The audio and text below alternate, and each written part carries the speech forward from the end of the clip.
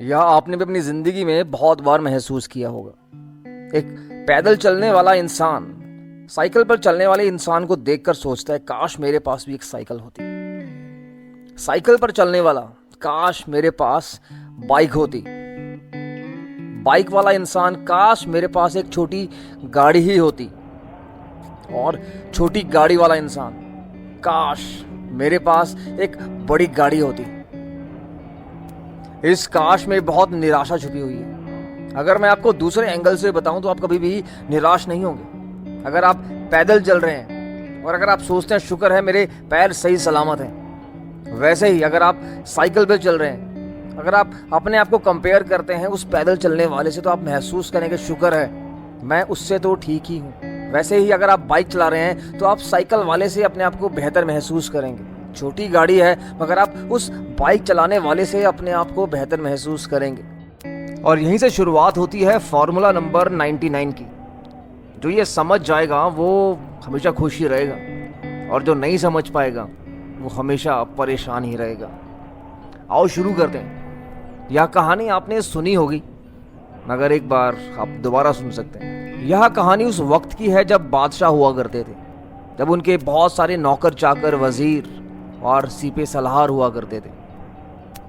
एक राज्य के बादशाह ने अपने सिपे सलाहर को बुलाया और उसे कहा, यार मुझे इतना पैसा होने के बावजूद भी मेरे को चैन नहीं है। मुझे रातों को नींद नहीं आती और कई बार मैं अपने नौकर चाकरों को देखता हूँ, वो बेसुध होकर रात को सोए रहते हैं, बिना चिंता के, बिना किसी टेंशन के। ऐसा क्यों?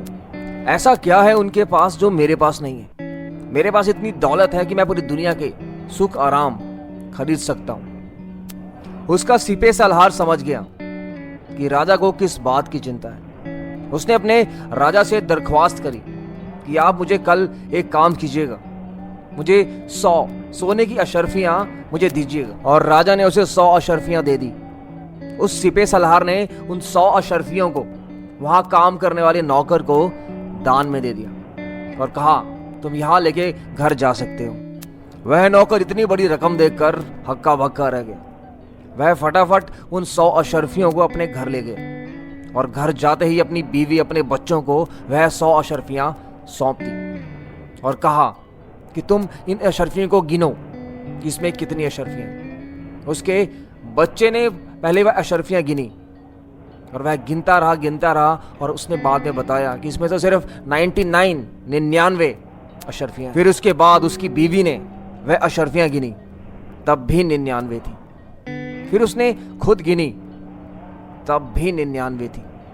और उस एक अशर्फी को ढूंढने के लिए उन्होंने सारा घर उथल पुथल कर दिया। कभी गद्दे उठा के बाहर, कभी सारे बर्तन छान मारे कि वह एक अशर्फी कहाँ गई। अगली सुबह जब वह नौकर दरबार में पहुंचा तो राजा ने उसे देखा तो वह बहुत हैरान हुआ। उसकी आंखें भरी हुई और नींद से लबालब वह देखकर एकदम परेशान सा लग रहा था। तो राजा ने उसे पूछा, ऐसा क्या हुआ?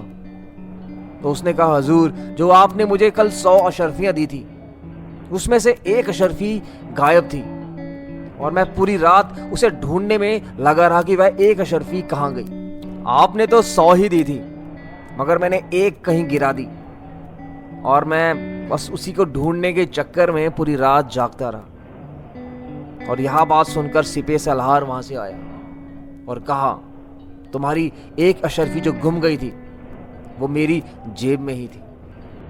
उसके बाद जो सिपे सलाहर ने कहा वो आपके लिए और राजा के लिए सुनना बहुत जरूरी है। उसने कहा, यह नौकर उस 99 अशर्फियों को पाकर खुश नहीं है मगर यह उस एक अशर्फी को पाकर असंतुष्ट है जो उसे कभी मिली ही नहीं थी। और ऐसा ही हमारे साथ भी है।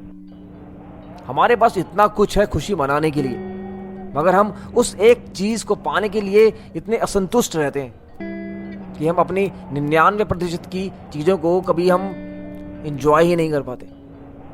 और यही है 99 का फार्मूला।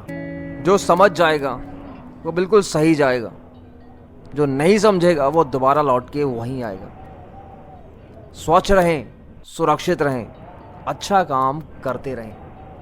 धन्यवाद।